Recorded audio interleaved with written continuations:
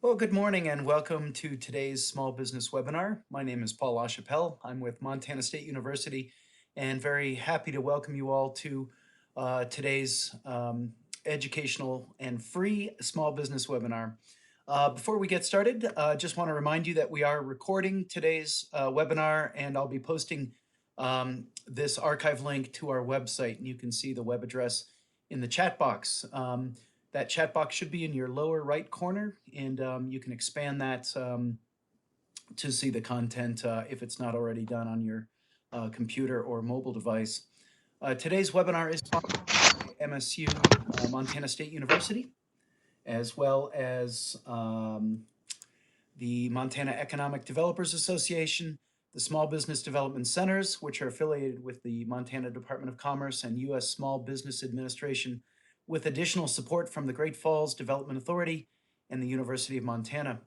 I've also posted some tech support information in the chat box. If you have any questions, feel free to call or email about this platform. You will have an opportunity to provide questions or comments at any time during the presentation. Feel free to type those into that chat box. And at the end of the presentation, you can also unmute yourself and ask questions via your phone or computer microphone. Just ask that you keep your lines muted until the end of the presentation. And so now I'd like to introduce today's presenter. Lillian Sunwell is the Vice President of Great Falls Development Authority and a certified procurement professional with the Great Falls Area Procurement Technical Assistance Center. She'll tell you a little bit more about her work. With that, I'm going to unmute you, Lillian, so you are unmuted and good to go. Thanks, Paul. Appreciate it. Next slide, please. Before we begin, I'd like to give you some updates on PTAC and government contracting where it is currently.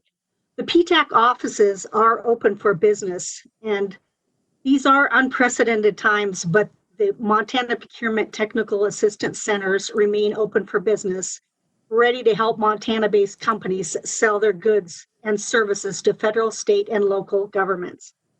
Most of our government counseling advisors have been working remotely for the past month to minimize the risk of spreading COVID-19.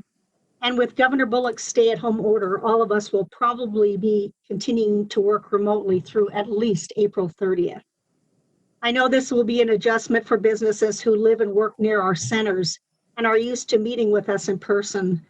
But this transition has been relatively seamless for us because we do this on a regular basis, because the state is large and face-to-face meetings aren't always feasible. We already have years of experience assisting customers remotely, so we will continue to do so. We also have live webinars and on-demand training for government contracting topics, and they are available to you through our partnership with a company called Gavology. And you can contact us and we can send you the links and codes, because then you can receive these trainings for free. One of the things I want to note is that the Acting Secretary of the Department of Homeland Security, Chad Wolf, announced on March 26, 2020, that the deadline for enforcing real ID requirements has been pushed back from October 1, 2020 to October 1, 2021 due to the COVID pandemic. Restrictions and temporary closures at state licensing stations due to the pandemic led to this decision. And potential and current federal contractors need to be aware of these deadlines, as a real ID may be required to perform on their contracts. Driver's licenses and ID cards after the 2021 will not meet the requirements for them to access facilities. And this may become an issue, especially if you have potential contracts on places like Malmstrom, Fort Harrison, and the National Guard facilities, et cetera. Next page. So right now, a lot of the government contracting opportunities have changed quite a bit. Montana businesses that are looking to sell medical supplies or equipment to the federal government, you'll need to submit a price quote under the COVID-19 PPE and medical supply requests for quotations. And these can be found at the Beta SAM website. This will eventually become the SAM website, but for now, You would go there, and if you have medical supplies or equipment to donate, you can also contact FEMA.gov and list what you are offering. So if you have any questions about any of this, you can send us an email and we can get you that information. Next slide.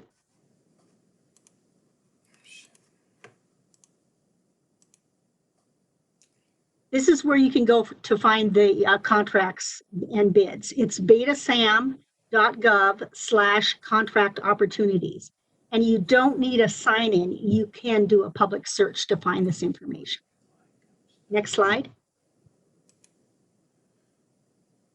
Now that we've covered the updates, let's get started. All of the materials discussed today will help you learn more about government contracting and help you get ready for doing business with the government. And once you have more knowledge and are prepared for government contracting, you can contact one of our local PTAC offices to learn how to plan and approach a response to government buyers. Even though we're focusing today on webinars on federal contracting and getting started, you can sign up also for state contracting opportunities by typing in vendorportal.mt.gov in your web browser. At this place with the Montana State Contracting Opportunities page, you can sign up to get them to send you opportunities right into your inbox. Next page. So what does the government buy? Well, virtually everything. Someone once said they buy everything from paper clips to nuclear submarines. Here's a few examples. The Naval Supply System Command in Bremerton, Washington seeks a small business to provide plain nuts.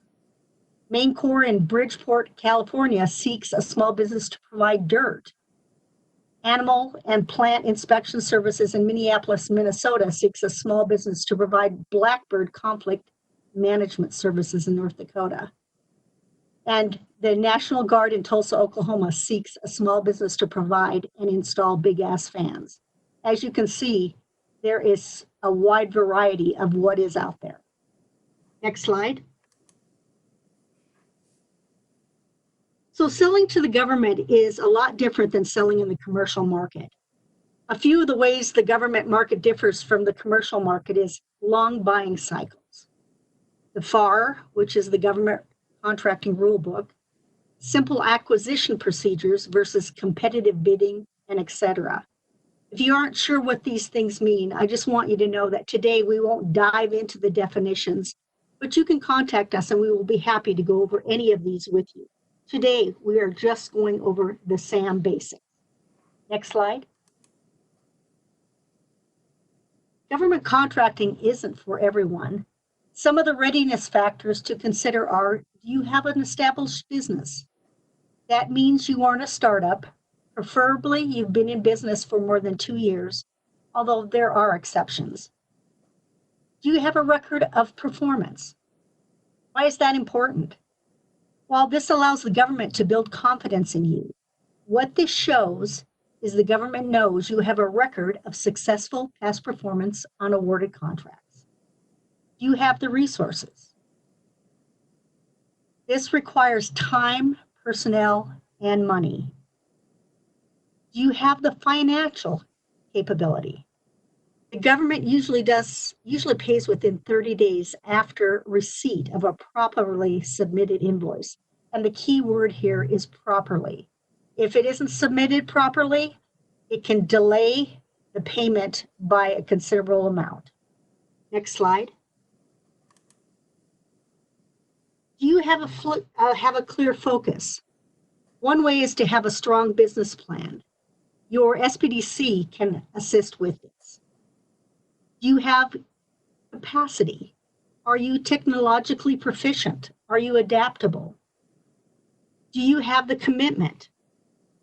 Government contracting requires patience, persistence, continual learning, and active pursuit. These are some, but not all, of the characteristics that indicate whether a company is ready and likely to prosper in the marketplace. The government is more likely to do business with companies that are established, that have past performance history, and have a strong business plan or a focus.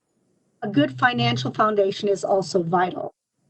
You must be committed to investing the time, money, and energy to pursue the market.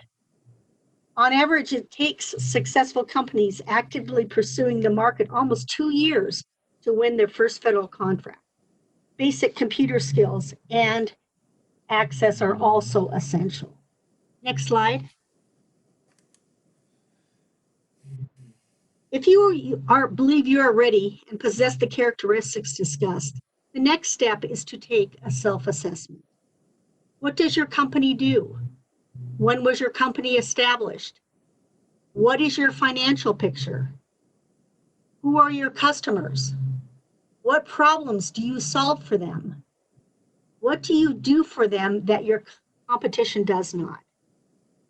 The answers to these questions are important for developing marketing materials and approaches to pursuing your target markets in federal contracting. Next slide. Before even starting the registration process, you will need to gather some information to make it through the registration process. Next slide. Step number 1, get a DUNS number. Although SAM will be transitioning away from DUNS numbers, as of now, it is still step 1. As you can see here, this is what the website you're going to go to, and this is how you would request your DUNS number via the web. Next slide. When requesting a DUNS number, make sure to provide your legal name to Dun & Bradstreet, including punctuation. This should be the name of your governing documents for your business, for example, articles of incorporation or organization, etc. Verify the information with the Montana Secretary of State. Dun & Bradstreet a lot of times will go to this site to check and make sure that what you are giving them is accurate.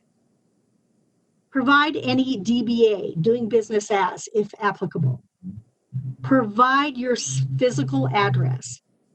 You must have a physical address, not a post office box. If you use a post office box, your registration will be rejected. And then you will need to wait 24 to 48 hours before your DUNS number is ready to start your registration in SAM. Next slide. The devil is in the details. The information you give to DMB must be your exact legal names down to the punctuation. I can't stress this enough. This is an important detail for not only SAM registrations, but registrations in other federal databases as well. The information you enter into these databases must be identical. If you are registered with the Secretary of State website, check your legal business name on that site and make sure that it's correct with the information you have. Next slide. Step number 2, research your NAICS codes and product service codes. What is a NAICS code? Well, a NAICS code is the North American Industrial Classification System. Companies can have more than one NAICS code, but don't try to be a jack of all trades.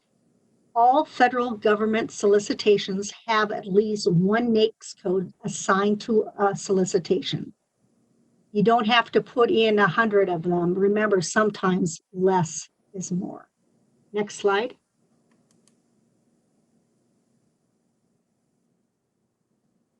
Step number 2, product service codes.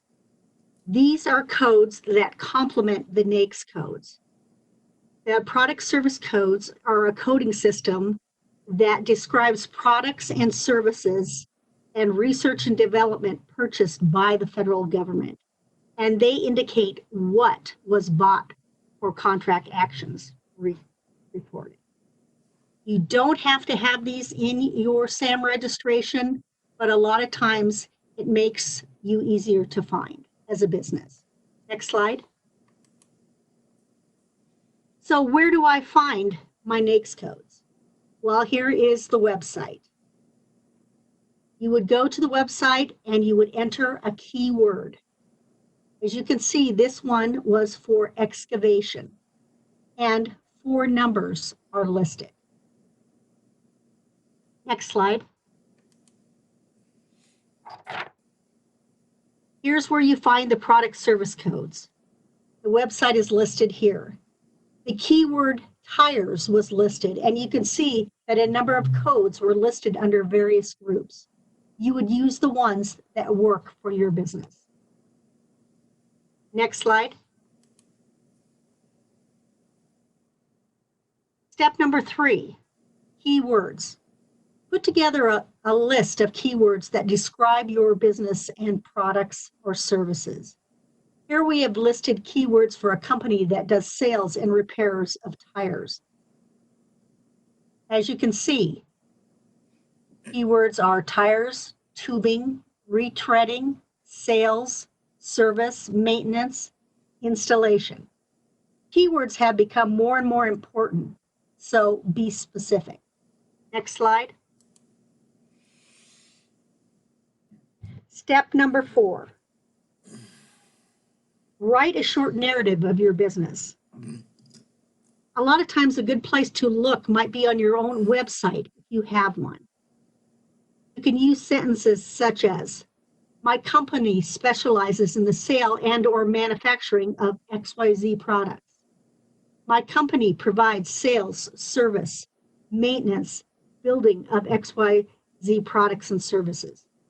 My company has 20 plus years of experience in the XYZ industry. Next slide. Step number 5, assemble past performance references. Gather any federal references you have and also provide references from being a subcontractor on a federal job. People a lot of times say, well, I've never done government contracting, so how do I get past performance? Well, if there are no federal references, use state, city, or county references. If you have none of those, use private sector work. Next slide. Well, now that you have your DUNS number, your NAICS and PSC codes, your keywords, your narrative about your business, your references, you'll need to get some additional business information before proceeding to the next step. Entity taxpayer information. That would be your TIN, your associated name and address as listed on your tax form, your date, the tax year ends, and the year of your latest tax return that have been filed. This will be verified on a page in the SAM registration that will be sent to the IRS.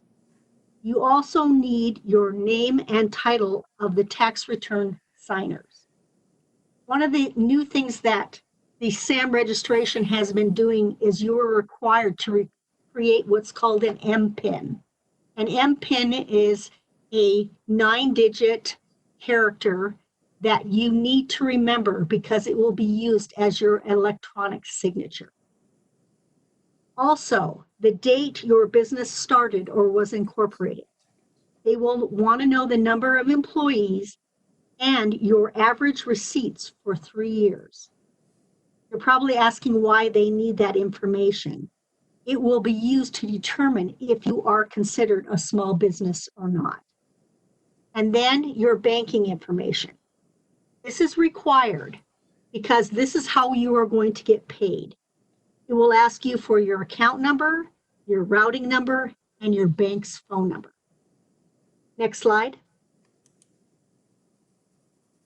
Step number 6. Now that you've gathered all the necessary information, you are going to start your registration process at sam.gov. Don't Google sam.gov. Type it into your web browser. I can't stress this enough. Otherwise, you're going to be directed to websites that have paid to have their companies at the top of website searches.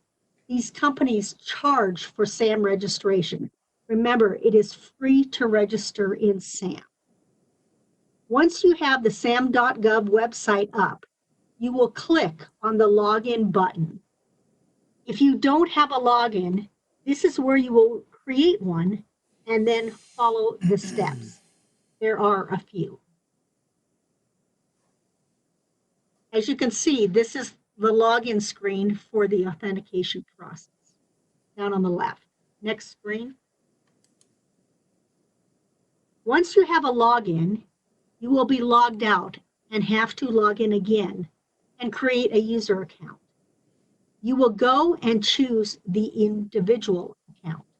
Next slide. After you've created your user account, log back into SAM. You're probably thinking again, yes, they require you to log in for security purposes many times. You will then see a user agreement screen. Accept the usage agreement or the registration will end there. Go to the left side of the screen and click Entity Registrations, and then click Register New Entity. Next slide. Once you have clicked on Register New Entity, you will be prompted to fill out the following sections. For data, this is where you validate your DUNS number, enter your business TIN information. This is also sent to the IRS for validation. And then also other general information such as banking, account details, and so on. The next section is assertions. Here you will put in your NAICS and product service codes and other information like your number of employees, average receipts, etc. Representations and certifications. This is the legal information. You will answer questions from the FAR, which is the Federal Rulebook, and many other questions. At this point, a lot of businesses aren't sure what to answer, but you can give the PTAC offices a call and then we can walk you through the questions. Next is point of contacts. There are several different point of contacts they will ask for. For some small businesses, they will all be the same person. For others, they will be different. When you get to the next page, you will see a button for the SBA profile. When you click on it, another separate tab will open in your internet browser. We won't go into this today, but this is where you put information on your business. It's a listing that contracting officers can use for market research to find companies. Minimize this tab and continue with your registration. When you have completed the registration, hit submit. It can take up to 12 to 15 days after you submit before your registration is active. So if you are planning on bidding on a government contract, you will have to be active in SAM before you bid. So before you even look at contracts, make sure that you are active in SAM. Just an FYI, you may receive an email from SAM or the Federal Help Desk prior to your registration being made active, asking clarifications on your business. This isn't a really big deal. Just respond as soon as possible. Next slide. Remember, many of the compliance questions you will be required to answer during the SAM registration are not straightforward and you might have trouble. If you are not comfortable with doing this on your own, remember you can contact PTAC and we will walk you through this. Also, I can't stress this enough. Getting registered in SAM is free. And if someone emails or calls you and tries to get you to pay, don't respond. Get a hold of one of our PTAC offices and we will help you. Remember, it is free. Next slide. Just a quick note, starting in December of 2020, the DUNS number will no longer be the official identifier for doing business with the US government. Although this could change or be postponed due to COVID-19. The unique entity identifier currently is the DUNS number, and it's used in all the SAM registrations, but this is going to be changing. The process to get a unique entity identifier is also going to be changing, but the definition is not changing. Next slide. Over the next year, GSA will make it easier to get a UEI by streamlining the request and ongoing management process. Right now, you have to go to Dun & Bradstreet to get a DUNS number or a UEI. Moving forward, you will be going to sam.gov. Right now, it looks like beta.sam.gov, and that will be switching over again then to sam.gov. Those who are already registered in the SAM system will automatically be given one. The DUNS number will be kept for historical information only. Again, this timeline may change due to COVID-19. Next slide. So this is the basics of getting registered. Remember, if you don't feel comfortable doing the registration yourself, we are here to help you navigate through the process. Next slide. Here is the Great Falls PTAC contact information.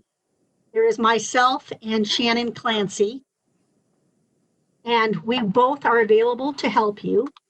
But for the PTAC office nearest you, the location is montanaptac.org, and this will give you the other offices that are located within the state. Next slide. The last slide I wanted to share with you is a list of the other coaches available to assist your businesses. Next slide.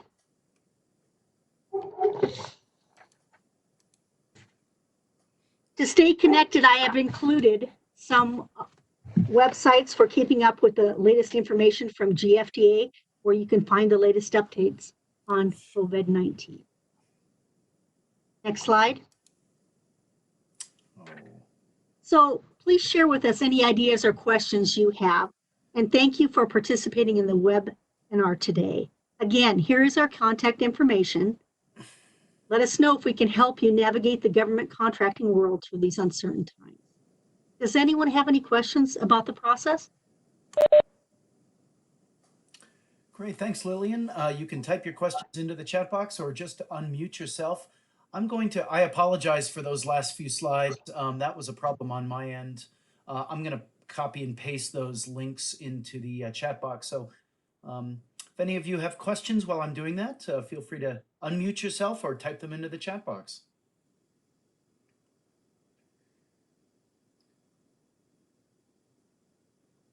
You can also raise your hand. There's a function there in WebEx that you can do that, and I can unmute you if you're unfamiliar with how to do that. Hi, Lillian. This is Rich. I had a question. Sorry, I got to interrupt the first part of your presentation. So if you covered this, my apologies. Is it possible for someone to just generally do some searches on government contracting prior to being registered in the SAM system, just to see what's out there, to see if it's worth them going through the process of registering? Yes, like I said in some of the first slides, you would go to beta.sam, and there you can look at contract opportunities. You do not have to have a login, but you can just do searches, and you can focus on keywords, things that would be, with your business. Say, for instance, if you were looking for janitorial work, say maybe out at Malmstrom Air Force Base, you could put in a keyword for janitorial. You can also search by region. You can search by government agency and do a little research on your own to see if it is something that would work for you. But like we said at the very beginning, the government buys pretty much everything. Great, thank you. That would have been the point of the presentation when my kids came in and wanted me to find them some snacks or a late breakfast. So sorry that I missed that. No big deal. Doesn't hurt to repeat it. Thanks. Other questions? And again, I just typed in the information into the chat box that was on the last two slides. Other questions for Lillian? Feel free to type them into the chat box or unmute yourself. Also, there is another great website. It's called usaspending.gov. It tells you, you can click on a state and find out how much money is spent on federal contracts, and see what type of money is also spent.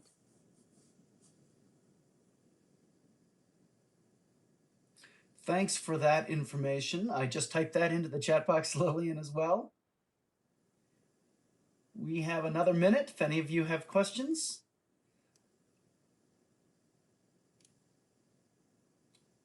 And I don't see any coming up. Lillian, any final words from you? Oh, I see a question just came up before we conclude. The question is it possible for third-party entities to browse the SAM site and find your info and solicit you as a lead?